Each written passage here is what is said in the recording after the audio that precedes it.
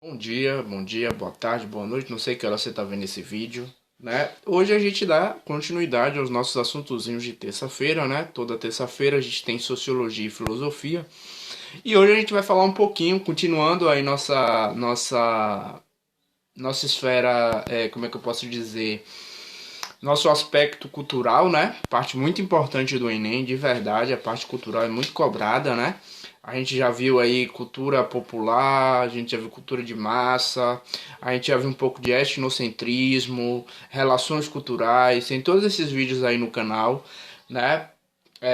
Procurem, acessem, se tiver dúvida, estou à disposição de vocês, vocês sabem disso, né? Cultura é muito cobrado em Enem, indústria cultural, que a gente vai ver, indústria cultural Hockenheim, né? A gente vai ver também cultura. Hoje a gente vai ver cultura erudita, né? Então essa parte cultural do Enem é muito importante, muito cobrada. Nos últimos aí, eu coloco aí nos últimos 9 anos, nos últimos 10 anos, basicamente vem sendo muito cobrado essa questão de cultura dentro do Enem, né? É, muito nos primeiros anos ali, uns 10 anos atrás, muito camuflado dentro de história e tal, mas agora a sociologia ela se torna a parte realmente no Enem, né? Tanto sociologia, filosofia, história estão muito. O Enem ele puxou muito para sociologia e filosofia, tanto a necessidade do curso aí de criar a grade, aí, de criar sociologia e filosofia na grade. Isso foi muito importante, né? Por isso que é muito importante vocês aí continuarem assistindo as aulas, continuarem acessando os vídeos, porque é uma forma da gente também, quando a gente voltar presencialmente, com fé em Deus, isso vai, vamos voltar aí, até setembro, com fé em Deus a gente está voltando, né? Mas é uma forma da gente também continuar acessando e continuar focando, né? O Enem vai ser em janeiro, pelo previsto vai ser em janeiro, né? Então a gente precisa realmente estar focado aí até lá, né? Quando a gente voltar, a gente ganhar tempo, né? Já com os vídeos aí, com as dúvidas sanadas, para a gente só fazer uma coisa mais rápida, até porque a gente vai voltar meio que em cima na correria, né? Mas vamos lá. Falar um pouquinho sobre cultura erudita, a gente precisa fazer uma comparação com as outras culturas que a gente viu. A gente viu que a cultura popular, gente, é a base de um povo. A, a base da identidade de um povo é a cultura popular. Isso não tem para onde correr. Às vezes a gente vê com muito preconceito a questão da cultura popular como uma cultura inferior, né? Essa visão de cultura superior e cultura inferior, ela é muito do positivismo, ela é muito desse conceito evolucionista da cultura, né? De que fulano não tem cultura, de que o funk não é cultura, de que isso é uma cultura, sabe? Que a cultura popular é inferior, né? Que as pessoas gostam muito de dizer da cultura erudita, que eu faço parte da cultura erudita, ou de ir a eventos de cultura erudita para dizer que é superior.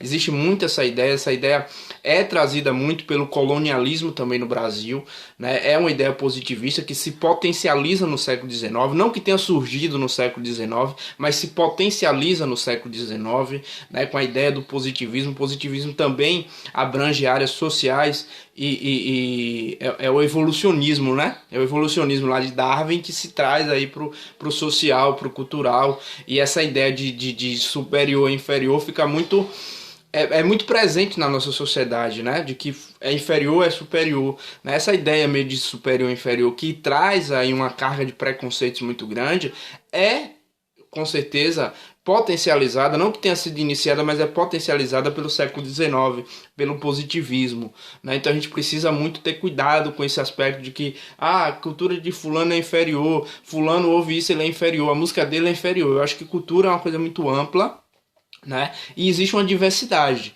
Agora dizer se é superior, se é inferior, né? Gosto é subjetivo. Isso é verdade, mas assim, eu sou mais pela questão da distinção, da variedade, né? E de saber conviver com as diferenças. Isso a gente ainda tem muito problema por conta de não saber conviver com as diferenças. Isso porque nós fomos ensinados, principalmente pelo positivismo do início do século XX, né, de que, e isso é uma coisa que foi enraizada, então é muito complicado de se transformar, mas tem que se transformar, de que existe algo que é superior e algo que é inferior. A cultura erudita cai nesse aspecto, não deixa de ser, né? Quando a gente fala que a cultura popular ela é um pouco, né, não presta, é inferior, né? Existe um preconceito com a cultura popular, mas a cultura popular, ela é a base de uma identidade. É ela que nos revela a identidade de um povo, né? Não tem para onde correr. A cultura de massa é uma cultura meio que capitalizada, que é muito potencializada com o capitalismo, porque é uma cultura para vender, né? A cultura de massa realmente é feita para vender, né? Isso é importante. Então você pega muitas vezes ali a cultura popular e transforma em uma cultura de massa para poder vender. Carnaval é isso, o São João se transformou nisso, né? Nessa cultura de popular que se transforma numa cultura de massa. E a cultura erudita, diferentemente da cultura de massa, por exemplo, ela não foi feita para vender, ela foi feita para distinguir. Uma coisa importante, a cultura erudita ela foi feita para distinguir. Ela foi feita, ela é construída em um período histórico aí de basicamente 6 séculos, né, quando ela começa a ser construída com os estados nacionais. Lá quando se formam os estados nacionais, a partir do século XIII ali, quando começa a formação dos estados nacionais, começa ali a formação de uma erudição, ou seja, de uma distinção cultural. Aquela galera lá da nobreza, do clero, né? Aquela galera ela começa a criar um capital, um acúmulo de cultural, né? Para distinguir aquela galera da outra galera. Lembre que essa galera aí vai ser dividida em estados, primeiro estado, segundo estado, terceiro estado. Então, era uma forma de você criar uma cultura para diferenciar, para distinguir. Então, coloca uma coisa na cabeça de vocês. A cultura erudita, ela não foi feita para vender como uma cultura de massa. Ela foi feita para distinguir.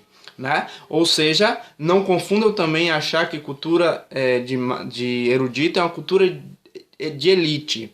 Lógico que a elite está mais próxima da cultura erudita, até porque ela financia essa cultura erudita. Outra coisa importante, a cultura erudita ela é criada pela classe média e pelos artistas, mas ela é financiada pela elite, né? Seriam os mercenas dessa cultura. Lembrem que no século século XV basicamente, o renascimento cultural, ele tem os artistas que é ali que não são da elite, mas artistas importantes que são financiados muitas vezes pela elite, pelo rei, pela igreja e também pelos burgueses, que tinha elite, era uma elite capital, como é que eu posso dizer? Em relação ao capital tinha condições, né? Só não era tida como superior, porque nesse período em que a burguesia surge, o importante é o berço, é o nascimento, e não a questão financeira, mas aí, os burgueses tinham, e eles queriam ganhar prestígio patrocinando essas obras de arte, são os chamados mecenas. A cultura erudita também ela é feita pela classe média e pelos artistas, mas ela é financiada pela elite. Seriam os mercenas dessa cultura, por isso que a gente confunde muito a cultura erudita com a elite. Logicamente que os ambientes são diferentes, logicamente que é feito para uma distinção, é feito para distinguir realmente da cultura popular, e daqui a pouco, no próximo vídeo, eu trago algumas características dessa cultura erudita, né? Beleza?